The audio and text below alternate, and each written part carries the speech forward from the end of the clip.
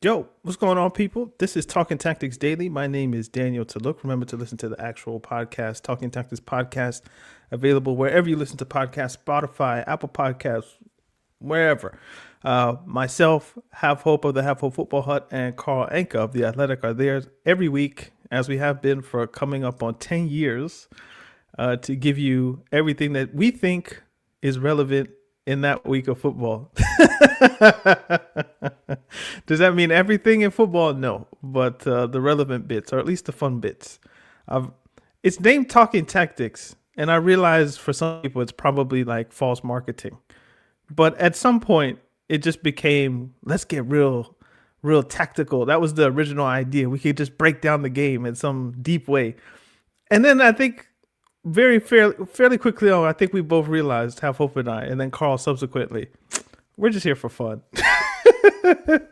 We just want to have fun, have a good time. Like, it doesn't have to be overly complicated, even though football can get very technical and complicated and tactical and all the different things. But at the end of the day, it's 22 people, potentially up to, what is it now? 32 people kicking a ball around on grass. Like, is it that deep? It doesn't need to be that deep, honestly. In any event, let's talk about what happened today. So Real Madrid, very early in the morning, played Rayo Vallecano. They had to win. They simply had to win. By hook or by crook, Real Madrid needed 3 points. And boy, did they make it difficult. I mean, Vini scored an amazing goal, and we'll get to Vini in a second. He scored one of those kind of trademark goals. Vini on the left, dribbles a couple people, bends the ball to the far post, beats the keeper, fine. Real Madrid are up 1-0. The crowd is whistling, booing, taunting. It's the Bernabeu, by the way. Their own players. So again, the match going supporters are up to the crowns of their head in frustration with not only the players but seemingly the way the club is being run. Again, I guess they were sold an idea that Xabi Alonso was going to be a long-term project, and to have that long-term project scuttled in a matter of 6, 7, 8 months has to really feel like a stab to the gut or a punch to the gut. Let's not make it too murderous. It's a punch to the gut. And now Real Madrid are in this kind of, I don't know, this in-between zone where, like, who is actually in control? Is it the board? Is it Florentino? Is it management, Arbeloa? Or is it the players who are actually running the show? And does anybody really trust players to run the show? I do, generally speaking, depending on if the players are good enough to do what they need to do. But it seems like the results are inconsistent. So Arbeloa's first game, you lose to Albacete in Copa del Rey. Then they win their next game, I want to say against Levante or someone. They beat Monaco. Then they lose to, who did they lose to? They win another game in the league, lose to Benfica in dramatic fashion with the goalkeeper scoring in the last second. Then they get drawn with Benfica, and now it's so hard to figure out what's going to happen with this team. And game to game, they don't know what's going to happen. And it felt that way for like 95 minutes, however long it was. Vallecano score. They probably should have scored 2 or 3. But the scoreboard only had 1-1. And then Brahim Diaz in his way. Actually, no. Let me start here. Rayo Vallecano, like, bro, was it Cease? Horrible red card, I think, on Ceballos or one of Real Madrid's midfielders. You guys will quickly realize that all of the football that I watch runs together. So I have the snapshots of what I've watched, but I probably should actually write down the proper nouns of these people. I think it was Ceballos. Really, really bad challenge from the Vallecano player. Red card, justified red card. It's not one of those, is it an orange? Is it a yellow? Like, no. That was a red card. And that gave Madrid, I feel like, a little life. Then the board goes up. How did I forget this? 9 minutes of added time. I was like, if I can swear quickly, where the fuck did 9 minutes come from? Okay, yeah, there was a red card, there was some this, there was some that, but like 9 minutes, it just felt like, okay, I don't know how this is going to happen, but Madrid are going to find the winner because 9 minutes at the Bernabeu with 10 men, you're not stopping them from scoring. So it was just a matter of how it was going to happen, not exactly if it was going to happen. Brahim Diaz gets fouled in the box. I think it was Mendy who kicked him. He goes down again, similar to his last penalty. He's very clever and adept at buying whatever he needs to buy, and he did it in the right time. It's just this time there wasn't an Africa Cup of Nations on the line. It was just Real Madrid season, but he didn't have to take it. Mbappe steps up, and I remember, was it last season? There was like this kind of, is it Mbappe who's taking the penalties? Is it Vini who's taking the penalties? Is it Jude Bellingham who's taking the penalties? Like, what's going on with penalties? And Mbappe this year seems much more confident from the penalty spot, which is a good thing, because Madrid are Madrid, so they're going to get a lot of calls. They're going to get their fair share of penalties, and having a confident penalty taker is very good. So, speaking of Bellingham, it's worth mentioning, first half, Bellingham seems to have torn his hamstring. He looked like he knew it immediately and kind of held himself from pursuing the ball that he was chasing. So hopefully he saved himself from something even more disastrous. It would be really, really bad if he had like there's 3 degrees of hamstring sprain. I'm not sure if 1 is the worst or the least, and if 3 is the least or the worst. But I think there are 3 at least grades. So hopefully he doesn't have the bad one. Hopefully his is just, if it tears a little bit, he's out for a month or a month and a half. But that gives Arbeloa some time, maybe, or not time, but just a space in the team to figure out maybe something that they can do differently. How do you feel that position? So Bellingham goes out and Diaz comes in. And I thought, oh, that's interesting because it means a change in formation. It's not just like you take out Jude Bellingham and then you immediately plug in a midfielder. Maybe their squad isn't deep enough. Maybe the options aren't feeling quite right for Arbeloa in the moment. So he takes out Bellingham and he puts in Diaz, and it completely changes the team because Vini has to move, and there's a whole bunch of stuff that happens. So it'll be interesting to see the kind of solutions that Arbeloa is forced to do. At the moment, it feels like Arbeloa is very much trying to channel his inner Carlo.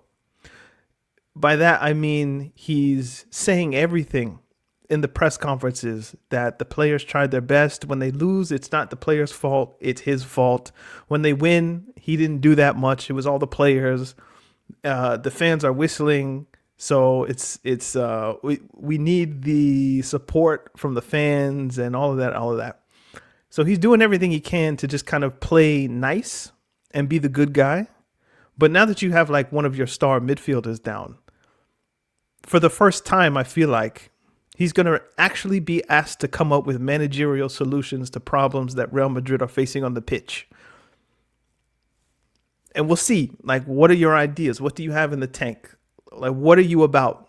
And can you get this team, now that you're not playing in Copa del Rey, Albacete play Real Madrid, Albacete play Barcelona in midweek.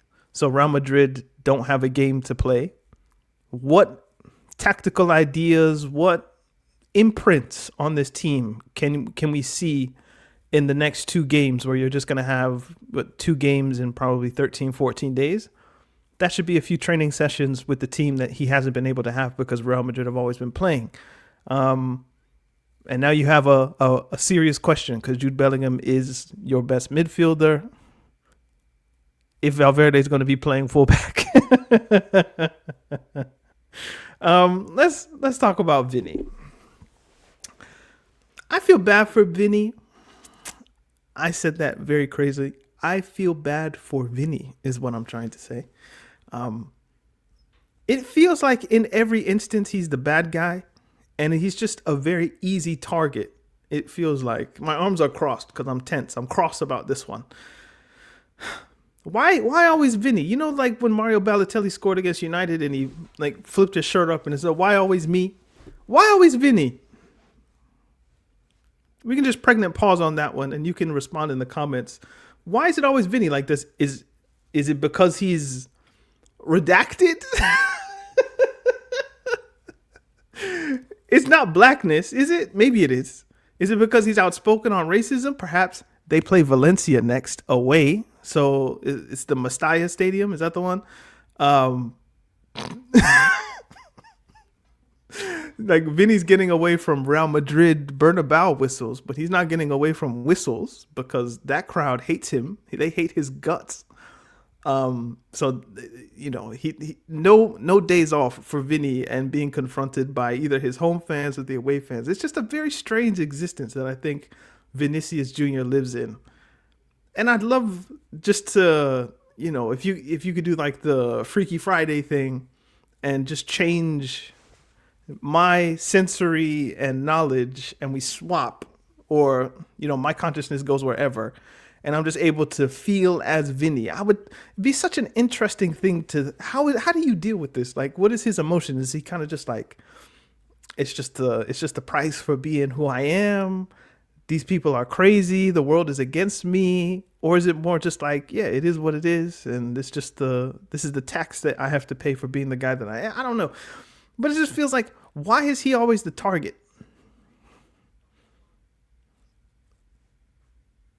Why? Now, perhaps I'm over exaggerating this feeling of him being like the victim, or feeling as if he's being victimized by those outside of Spanish football, or inside Spanish football rather. But yeah, every headline is about Vinny, and I think the main reason is there would be such a fervor and a pandering to want to have Mbappe included in these kind of bad guys, the players that are destroying the Madrid culture and dressing room, and Fiorentino's kind of nepo babies, if you will, just kids who are out of control. But you can't talk shit about Mbappe because Mbappe is playing so well. He's like the one player.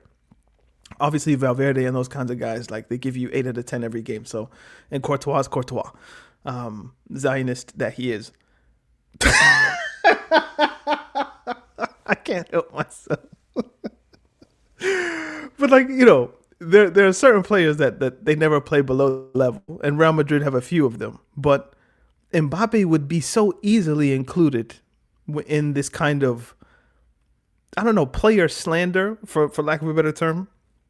And he got a little bit of it after they lost in the Spanish Super Cup, where Xabi Alonso wanted to give Barcelona a guard of honor, and Mbappe was just like, "No, let's go." And that was kind of a showing that the insolence and the insubordination and all of that kind of stuff was just kind of apparent, and people kind of clued into it.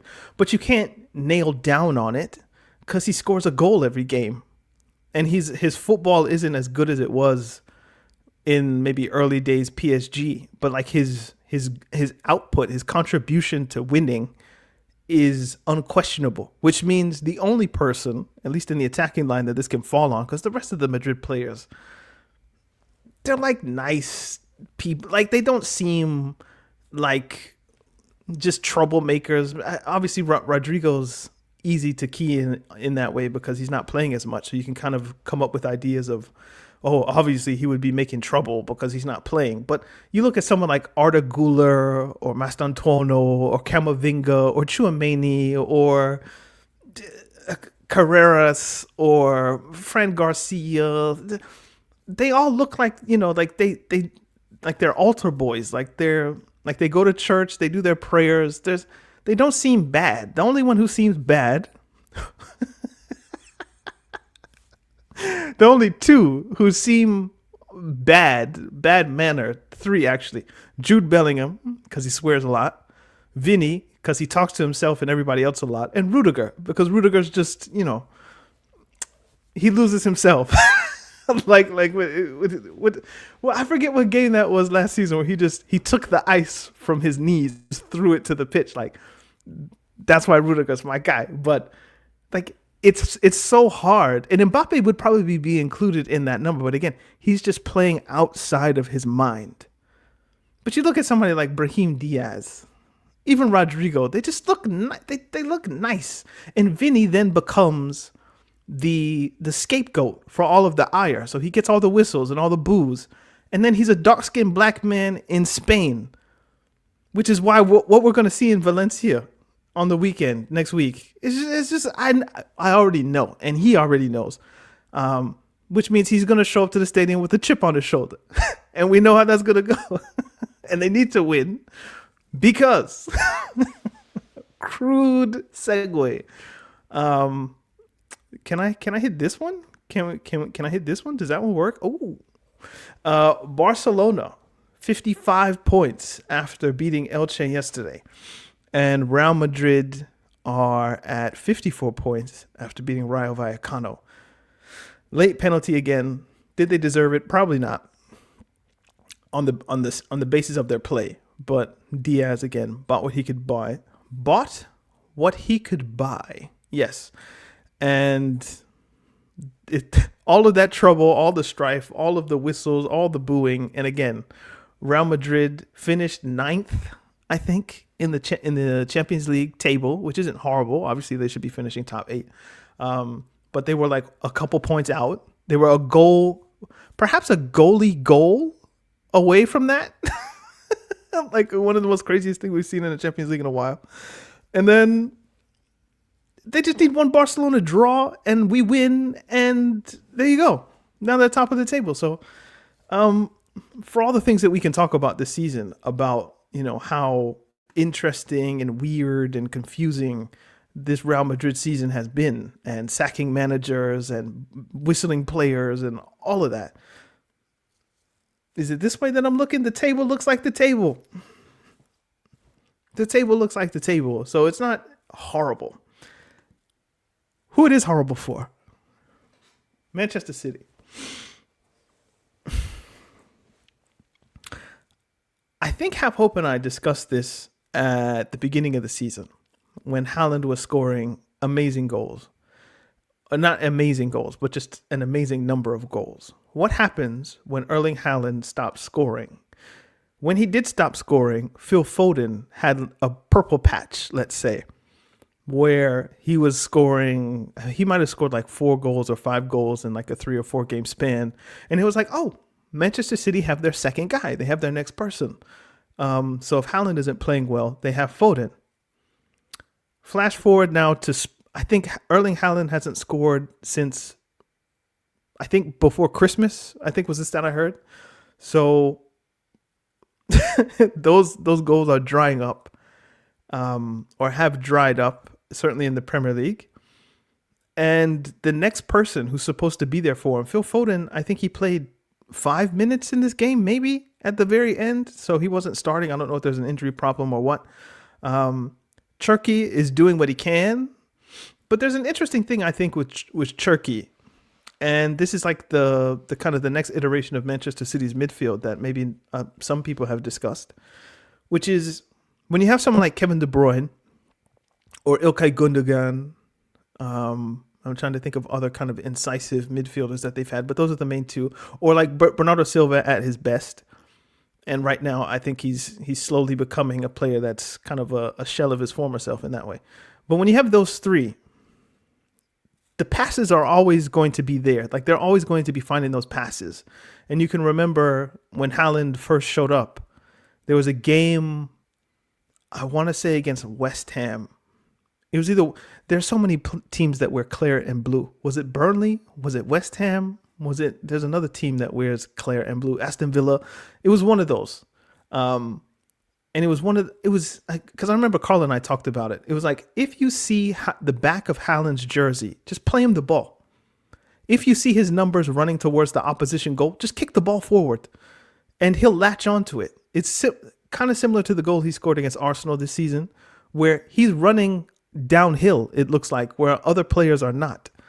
He's such an incredible athlete in like the technical, in the kind of I don't want to call it a technical term, in the way that Americans use the word, meaning he's big, he's strong, he's fast, he's physical.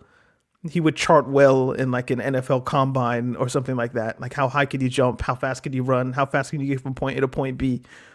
He's such an incredible athlete in that definition, in that sense of the word. That if you have someone like that in your team, you have to play to those strengths. It just often feels like those strengths would be better suited in a team that plays with way more space in offensive transition. And Manchester City, their goal is to dominate the ball, so they don't get transitional opportunities all too often. Only when their press is effective in that way are they able to get into some form of open space most of the time. But most of the time they're playing against one bank of 4 or 5, and then another bank of 5 or 4, and then a striker. So it's like there's no space to operate. Whenever you can get Haaland into space, he's normally lethal. He had one chance in this game that was similar to that, where he was found quite early. You just see the 9 Haaland, and you just play the ball. You don't even need to think about it. Just play it.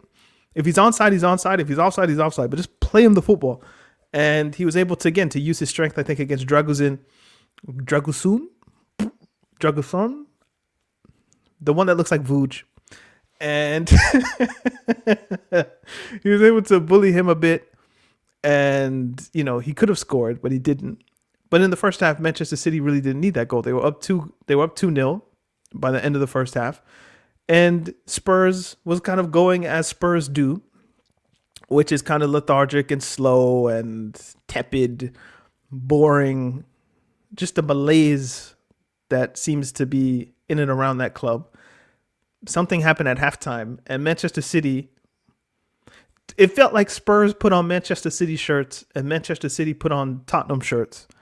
And, they did the Monstars from Space Jam swap again, moving brains and senses from one side to the other. And Spurs came out and they looked amazing for like 45 minutes. I thought Xavi Simons was really, really good. Dominic Solanke. Now, the first goal that Solanke scored, if that was Guehi kicking Solanke, VAR would have looked at that and given a penalty because he kicked his leg while he was coming through to try to get the ball. But because Solanke kicks Guehi as he's trying to get the ball, it's not a foul, and the goal is allowed to stand. I'm hardly convinced that Solanke actually kicked the football. I'm more convinced that he kicked Guehi's leg to score an own goal. And I haven't looked at the official stats, like the dubious goals panel. I don't know if they've deemed that a Guehi own goal or a Solanke goal. But to me, it looked like Solanke kicks Guehi's leg, his foot then kicks the ball, and it goes past Donnarumma and the rest. So it's a very interesting use or non-use of VAR in the way that I think it should be used. And then Solanke comes back and scores. I don't want to call it a fluke, but one of those goals where you're like, who do you think you are, Dominic? Like, are you what? I can't even phrase the sentence that I would like to, because it's just like, I don't think you meant to do that. But the idea that you pulled it off, like, credit to you. I do think Giroud meant to do the scorpion kick. Like, I do think that. But I'm trying to think of other kind of freak goals like that. There was one last year in women's football where I forget. I didn't know her name to forget it, but she tried this, like, I don't even know, scorpion, like a double scorpion scoop shot thing. It was crazy. It went in, but it's kind of like, what are you meaning to do? Are you actually meaning to score? Are you trying to just knock it forward, flick on, and it just so happened to go in the net? Like, but still, Manchester City did nothing in the second half. So there's almost nothing to say, because they were as trash as Spurs were in the first half. So it's just, the interesting part here is that Manchester City are not going to be able to put up the title challenge against Arsenal that a lot of us would like to make it competitive. Do I still think Arsenal would have enough in their tank to beat them even if Manchester City were playing maybe 5-10% better? Yes. But it would be nice to not have this kind of fait accompli. We know it's Arsenal's. Just how many games is it going to take for them to win? But that's kind of how it feels at this point. Aston Villa lost a game they maybe shouldn't have. Tammy Abraham scored a goal, but then VAR went back and researched. Was the ball out of bounds? Was it not out of bounds? Maybe it was, maybe it wasn't. Just kind of felt nasty that the ball is all the way on this corner. The ball is then matriculated to this side of the field. And Tammy Abraham scores his first goal for Villa. Unless he was on loan at Aston Villa at one point. I think he was. So in his return to Aston Villa, I'll put it in the footnotes if I'm wrong. He scored a goal, but it was ruled out. Okay. So there's no real title race to be had in this instance. We'll stare at the table in a little bit. The fun game that happened. Manchester United 3, Fulham 2. Fulham had, I want to say, 58% possession. They completed something like 100, 150, 200 more passes than Manchester United. Mind you, this is at Old Trafford. So on the stats, one could come up with an idea, and they had more XG and all that kind of stuff. So one could look at the stats and say, wow, Fulham actually played very well and Manchester United were maybe lucky. But it didn't feel that way. It didn't feel as if they were dominated. It felt like Manchester United played the game that they wanted to play. And they did play the game that they wanted to play. They were able to get it out into space. They were able to dominate the areas of the pitch that they wanted to against Fulham. And Fulham in the first half, I thought, were a bit bad. They just weren't on it. And in the second half, they started playing better. And when they went down 2-0, then they started to play. And that's the question mark, again, that I'm going to have for Manchester United. Fulham tried to play football. And they were then pinning Manchester United back. And it felt like this is a bit weird. This shouldn't really be happening at Old Trafford in the way that it is. And Fulham were able to get 2-2, a really good goal. Well, there was a penalty in the first instance. Maguire gave up a penalty. And then who shot Lamin's far post? I forget who it was, the Fulham player. They got 2-2, but a really good goal in the 91st, 92nd minute. You blink twice, you go to the bathroom. I don't know why you go to the bathroom in the 93rd minute, but, you go to, I don't know. Your phone beeps, you look down, you look up. Šeško has the ball in the back of the net, 3-2. Fergie time. Carrick time, maybe. It's a fun story. It's an evolving story. So you beat Man City 2-0, you beat Arsenal 3-2, now you beat Fulham 3-2. They're scoring goals. 8 goals in 3 games is impressive. The defensive records, obviously things could be cleaned up, but when you have guys like Maguire and Martinez and Dalot and Shaw, like it can only be so good. And then the midfield, this is the point I wanted to make. I was going to bring it up on the podcast, but I might as well just burn the point here. I'll repeat it. Manchester United have a team that can play good football if the players are playing in positions that come natural to them. So you have Mbeumo or Mbeumo. Number 9, easy. You can put him there. You have Cunha and I thought to call him Traore for a second. You have Amad Diallo. You could play them on the wings quite easily. Then something Amorim wasn't capable of doing because his formation really didn't allow it was to play Bruno as his own 10. He wanted to play Amorim with 2 10s, but like inside forwards, or inside forwards is a bit too strong of a word. He just wanted to play them in the half space, just close enough to the striker, but also far enough from the striker to support in wide areas. And it's like Bruno would work there. But when you're only playing with 2 midfielders in the middle, and one of them is old and Casemiro, and the other one is Menu, who's not quick, fast. He's not an athlete in that kind of traditional sense. you need perhaps more legs. So Amorim then had to put Bruno Fernandes in midfield, or at least in that midfield two.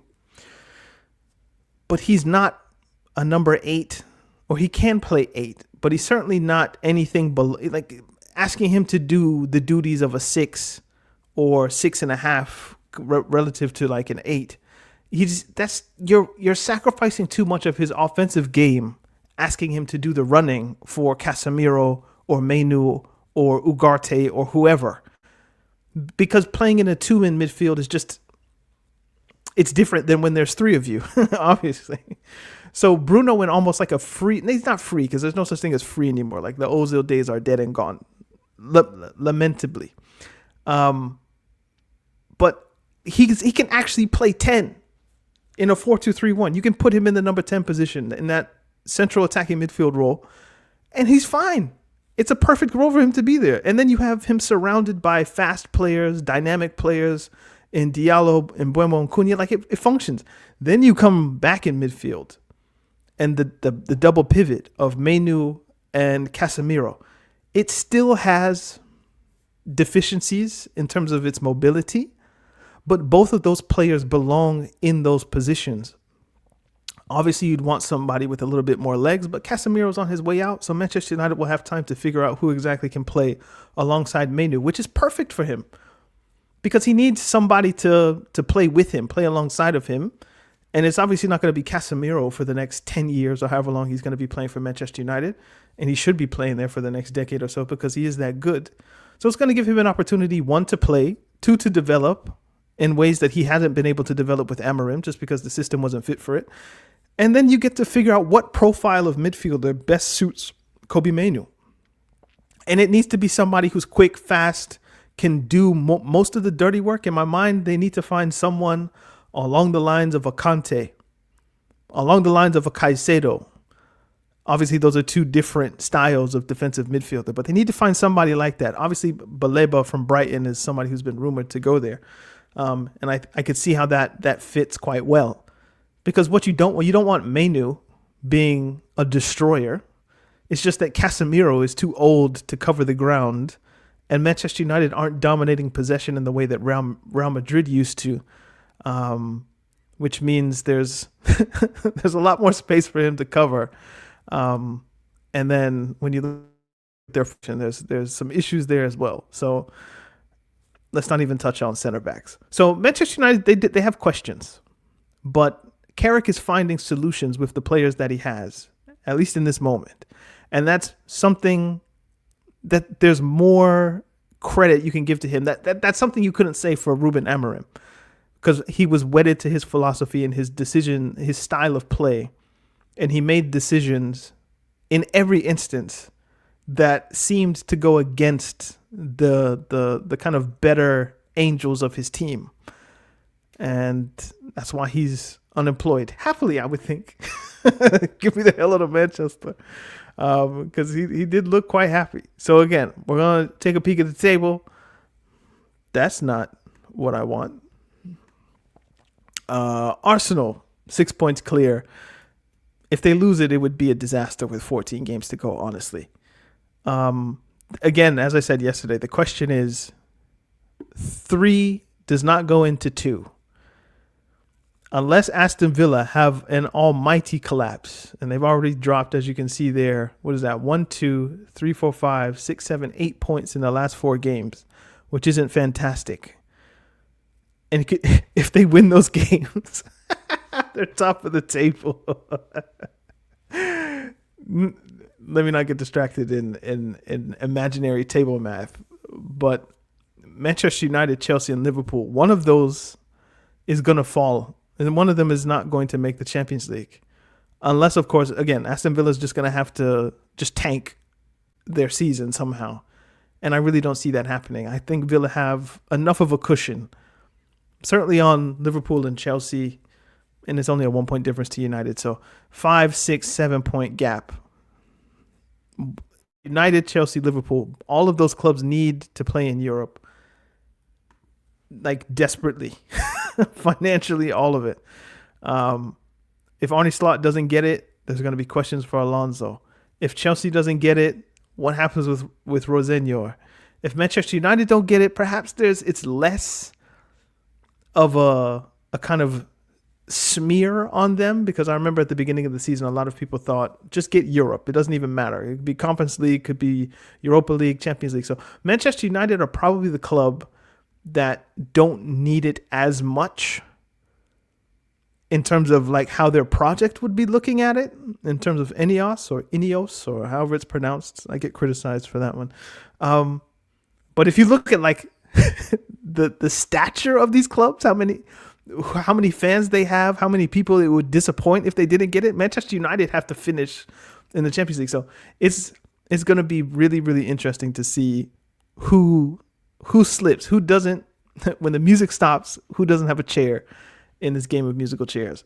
Very, very lastly, PSG beat Strasbourg, I want to say 2-1.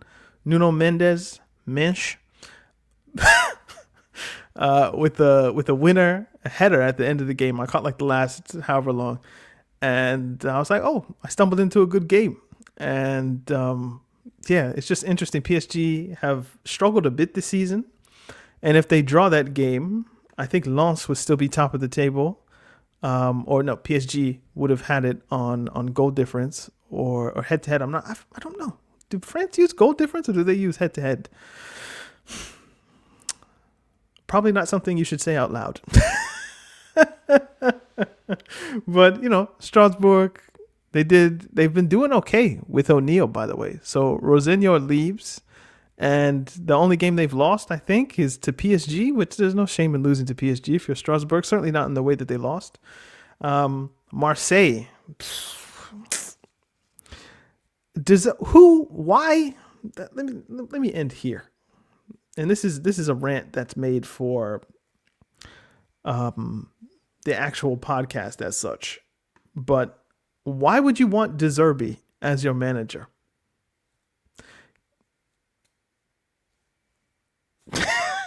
I don't want to cuss that man. I don't want to be rude to that man. I don't know him. There's some realities, some timeline where I'm going to meet this person one day. Maybe, I don't know. So let's be at least a bit respectful here. But there's nothing about De Zerbi that I look at and I think I want this man to be the leader of my group. And the whole drama that's with him and Marseille and the sporting director and Mason Greenwood, it's a total mess. And I wonder if a functional Marseille this season would be able to kind of put up a better challenge against PSG, who, as you can see, their league form, they've started to win of late, and they're kind of slowly ramping themselves and getting into shape. That was the other thing that happened. Hakimi got a red card, so that's unfortunate for PSG, but that just flashed in my mind. I was like, oh yeah. Okay, Hakimi got booked, a red card. But yeah, France is fun football, but it's not like competitive in that way, because it's like, I don't know how PSG again are going to win this, but they're going to win this. It's kind of like the Bundesliga. It's fun to watch, but not from a competitive way. You watch that football for like the love, the enjoyment of football, the kind of, oh, that's a different style. This is some interesting things that are happening in France or in Germany, but like there's no real drama in terms of who's winning this. I say that English football is kind of headed in that direction as well. I'm going to get out of here. I need water. Thank you for listening to Talking Tactics Daily. Leave a comment, leave a like, subscribe, all the YouTube stuff. Remember to listen to the actual podcast, Talking Tactics Podcast, wherever you listen to podcasts. We should be there sometime this week, probably Wednesday, Thursday.